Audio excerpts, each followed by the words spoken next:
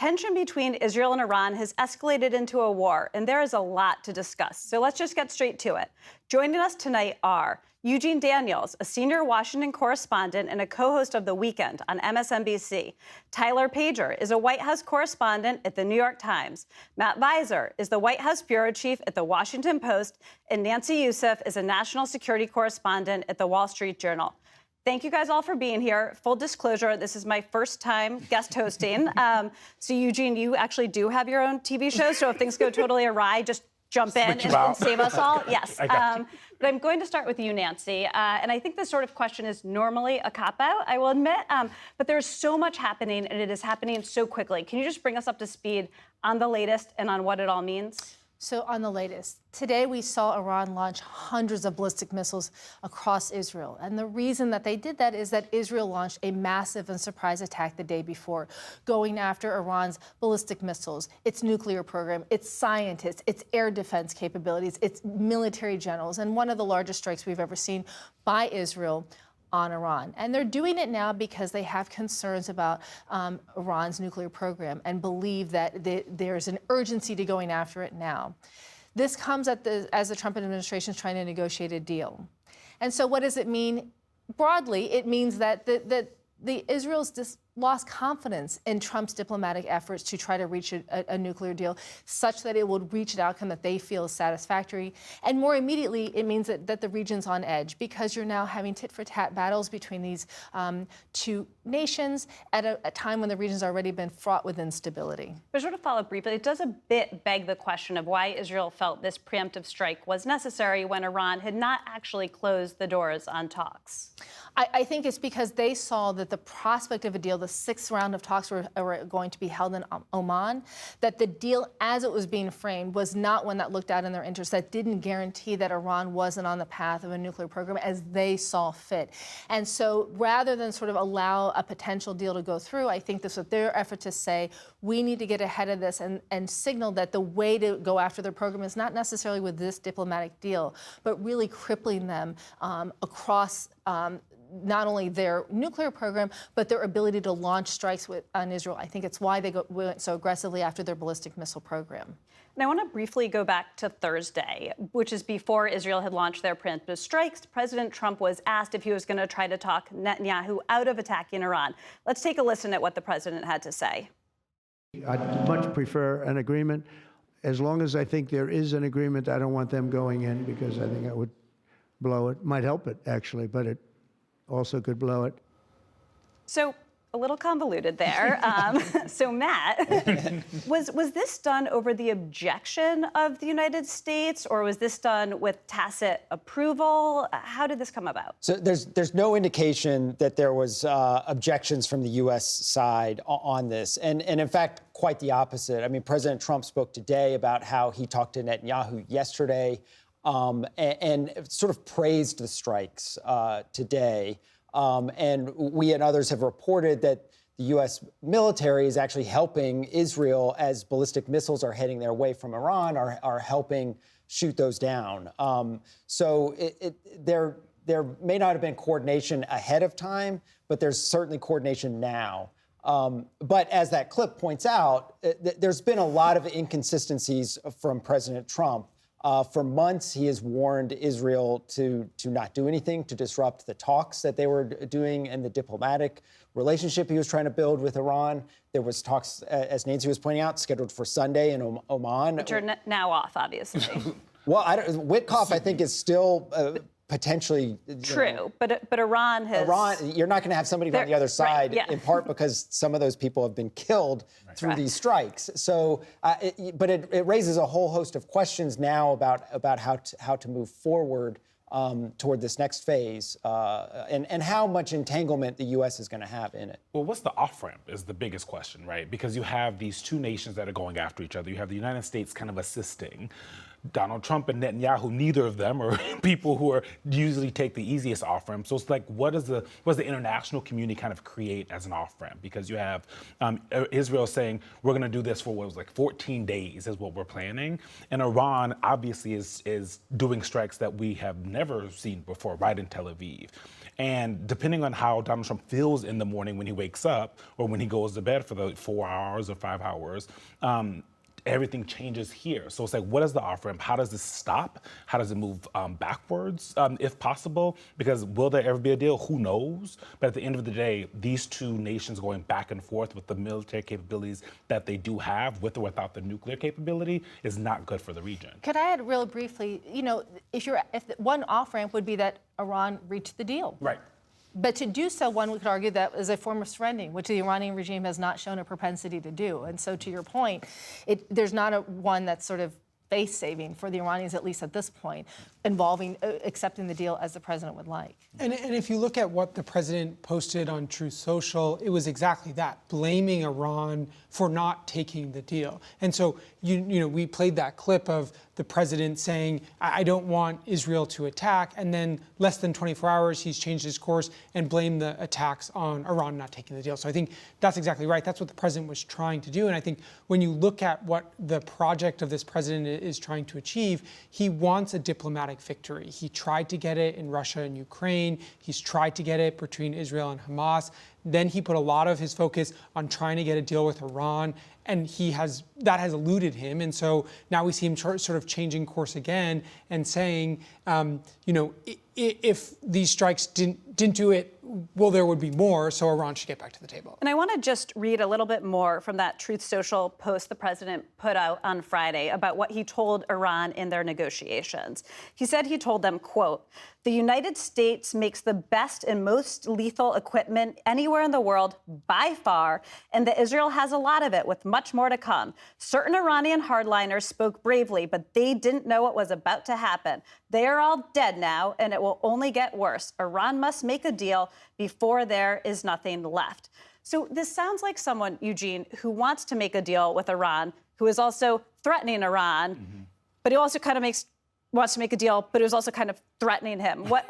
Where do we go from here? This is also the second time we should remind people that he got rid of a deal that was exactly kind of what they were trying to hammer out here, right? The Iran deal that when he came into office, there was one. He got rid of it. He came into office again this time around. He got rid of that one. So you're right. This is when Donald Trump has his back against the wall. One, he wants to make clear to people that he's the strong one. So when you're seeing him say, if you guys aren't careful, we're going to blow everything up, that's how he operates, because he doesn't want it to seem weak. And to your point, when he was saying 24 hours ago, Bibi, I don't think Bibi's going to do it, and then Bibi does do it. It proves, to Nancy's point, that Israel is operating on their own, right? They're moving without, feeling the need to ask the president of the United States if they do that. They did some of this with Joe Biden. So they don't really trust the United States as a full partner in some of this stuff. And they also don't see any repercussions to going against the United States and this president when they do something like this.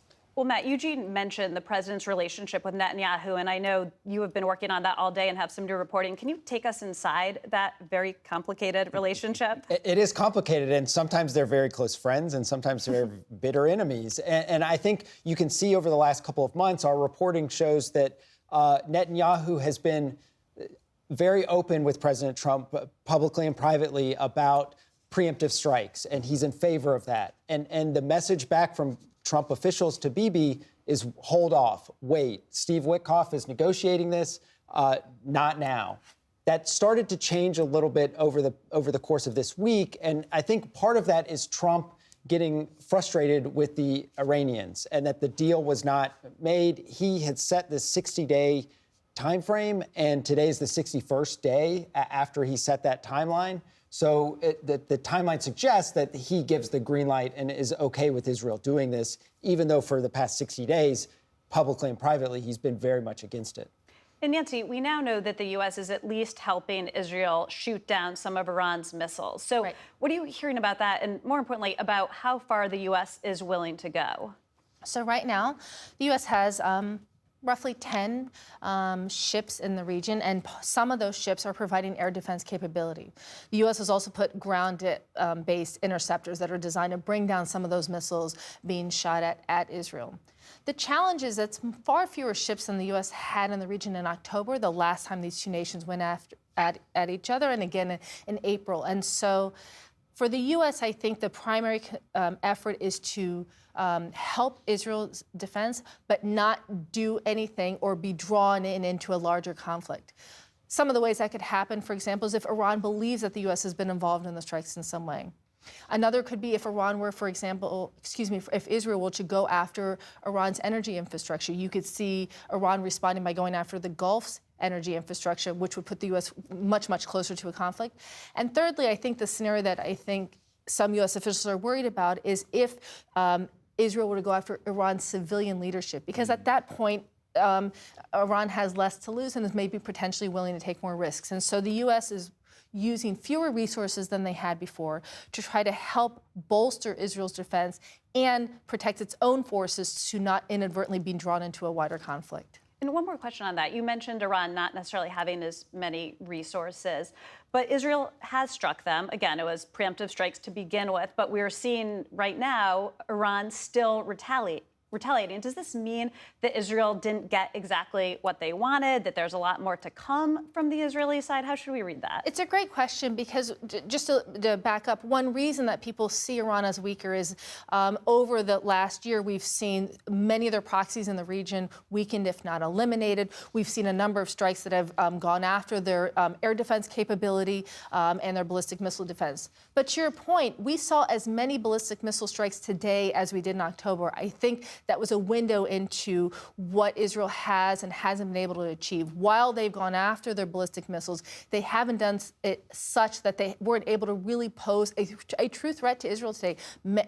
A notable number of those missiles were able to land in Israel today. And so I think the initial read is that while Israel has done a great job of going after air defense, they haven't been able to fully weaken their ability to launch attacks at Israel. Remember, these strikes, as amazing in terms of the scale and scope, they in and of themselves don't. It takes a lot to eliminate a program like this, and I think we saw a demonstration of that earlier today. I mean, one thing that is so different about this conflict is all of us here remember President Trump saying that if he had been president, Russia would have never invaded Ukraine. But this is happening very much on his watch. So, Eugene, I'm curious, how does this change his thinking, and what tensions is he grappling with this, that this in some ways may be more his war than stuff that preceded him? Yeah, I mean, the biggest tension is that he sees himself as someone who can make deals, right? So we've seen that go away with Iran, for one. He said that he was going to come in, and obviously he was being facetious, but that the Russia war was going to be over, that Gaza would be over on day one. Both of those things are still going on.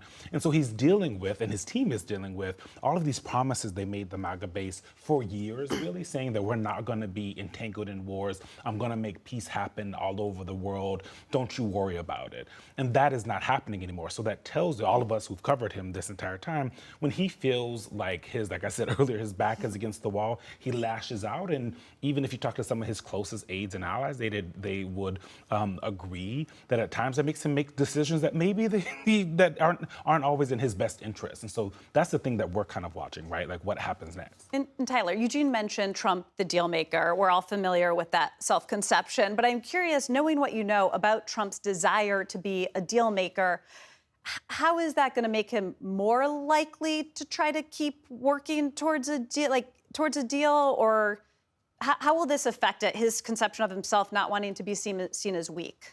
Yeah, I think one of the things here is that Trump has shown he's not all that interested in the details, right? He wants to be able to say, I solved this, I did this. He wants some talking points that he can celebrate his success as the president, as a world leader, as someone who brought peace. He talked about this on the campaign trail. He talked about this in his inaugural address. That's what he wanted his legacy to be. So it is clear in the 24 hours since these attacks, he's still very committed to trying to get the deal. He has now reframed the narrative from the attacks were going to be problematic for getting a deal to the attacks show why a deal is necessary, and using the threat of additional military attacks from Israel as part of that package. Right. So to some, Trump begins the week saying he does not want the attacks, telling Bibi not to launch these attacks. And he is now ending the week celebrating these preemptive attacks. Matt, can you take us through that arc and explain what changed? It's been a week. I think the one aspect that I think is interesting and worth stepping back a little bit is we think of him as a deal maker, but he has increasingly thought of himself as a peacemaker. Yeah. And he's talked about that a lot. He said on the campaign trail in September, we will have peace in the Middle East. He said in his inaugural address, if anything is part of my legacy, I want to be known as a peacemaker and a unifier. I was with him on the Middle East trip recently, and on that trip he said, I will tell you that the world is a much safer place right now, and I think it will be even safer in 2 or 3 weeks. That was 4 weeks ago. So I think that there's a part of him that is the salesman and trying to sell peace, but is not able right now to actually achieve that. And as you were pointing out, like now he has something that has happened on his watch that he has had some responsibility for in pursuing this Iran deal, which aggravates Israel, which then leads Israel to attack Iran. He's been a primary factor in this whole thing and now owns it in a way. And I think one of the interesting things just to look at is how his base is reacting to these attacks. He stitched together this coalition of hardline hawks in the Senate who are eager for Israel to attack Iran. People like Lindsey Graham, who I spoke to today, and he told me, this is something that most Republicans want. They think that it's a good idea that, Israel attacked Iran because Iran was getting closer to nuclear capabilities. But then you look at the sort of MAGA online influencer, younger men crowd who were very supportive of President Trump in large part because he promised an end to wars. And Charlie Kirk, one of the most prominent of the group, said last night on his podcast that he fears that this is going to cause basically a civil war in the MAGA community because this is the U.S. getting more involved in another foreign conflict, and Trump, a big part of his America First foreign policy, was ending those conflicts. So, Eugene, when Trump is pulled between these competing factions, which we see from time to time, not a ton, he has the party behind him, but where does he go? To that more hawkish part of his base? Israel is, of course, a huge ally, or does he retreat to what the MAGA men want? Typically the MAGA men, right? Because those are the people, when you're looking at polls, if he is good with the MAGA folks, he feels good about that, and he doesn't care what the rest of the polls say. But this is going to be a little bit different, right? Because he is also someone who said, and has said, we stand with Israel. There's no better friend to Israel than Donald Trump. His son-in-law, Jared Kushner, is very close to Israel, right? And so all of these things make this much more complicated than he's had to deal with before in dealing with those tensions. But he typically moves toward the MAGA base. What the MAGA base wants, though, right now, is us to stay out of it. It is actually, and Nancy, you would know better than me, impossible, it seems, for the United States to stay out of this completely because of what's going on and, more importantly, how it can escalate as quickly as we know that it possibly could. Well, it does put a tremendous strain on the force, right? You have thousands of troops there. The U.S. moved families out earlier this week. It had to evacuate some personnel. And you'll remember that the Navy, for example, had ships in the region just a few weeks ago to combat the Houthis, and they are still recovering from that. So the prospect of moving forces back into a region, it seems old news now, but there was once talk about a pivot towards Asia. This takes away from that, right? And it puts in a strain on the force. And in an environment where the Iran miscalculation and Israeli miscalculation could inadvertently get the United States involved in something that it's not looking to be involved in. Yeah. And let one American, whether it's a citizen or a force member, die or be injured, then we're talking about something completely different. It's a great point because there are tens of thousands of U.S. citizens living in Israel. And so it's not just a threat to personnel, but actually American citizens in the region as well. And Nancy, what are some of the things that could draw the U.S. further into this conflict in a way, as Eugene was saying, where they would have no choice but to get more involved? How much harm are the troops who are already in the region, about 40 to 50,000 right now? How much are they in harm's way?